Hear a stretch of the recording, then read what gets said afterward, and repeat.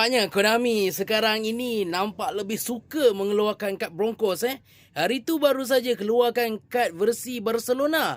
Tapi hari ini dia keluarkan sekali dengan Pep Suarez dengan gaya bermain yang sama, attacking wingback ataupun offensive wingback ataupun attacking fullback.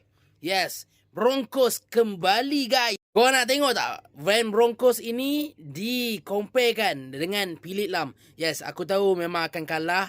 And dari segi stats memang Lam memang lebih unggul. Tapi tak salah sebab apa? Ini merupakan kad baru yang dikeluarkan oleh Konami. Jadi aku nak tengok juga.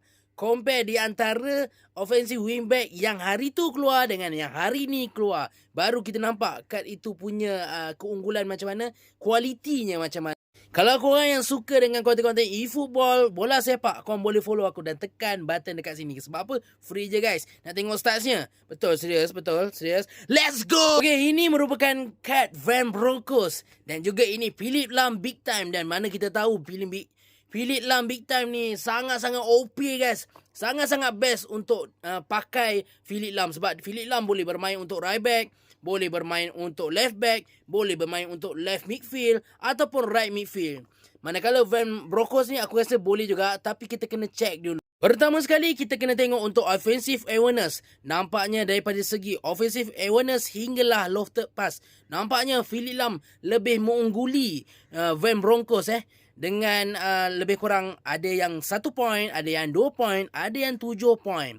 Jadi kalau untuk overall nampaknya Phillip Lahm lebih unggul guys daripada Broncos. Terusnya kita tengok untuk finishing Van Broncos, nampaknya lebih unggul guys berbanding dengan Phillip Lahm. Sebab apa? Dekat sini finishing Van Broncos mempunyai 70 point dan berbeza 6 point berbanding dengan Phillip Lahm. Seterusnya place kicking juga nampak Van Broncos lebih unggul 8 mata berbanding dengan Phillip Lahm juga. Di sini kita dapat lihat Van Broncos nampaknya dikeluarkan oleh Konami dan ditambah dari segi finishing dan place kicking. Tapi tidaklah sebagus center forward.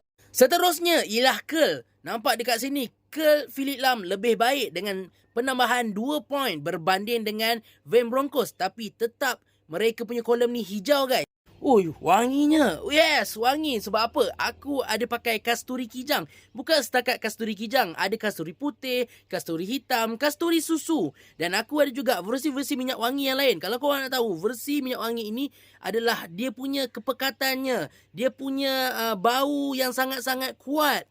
Tidak perlu pakai banyak. Pakai sikit je bau dah semerbak guys. Kalau korang nak tengok flyers ni, kat flyers ni ada macam-macam versi. Kalau korang minat, korang boleh terus tengok dekat profile aku.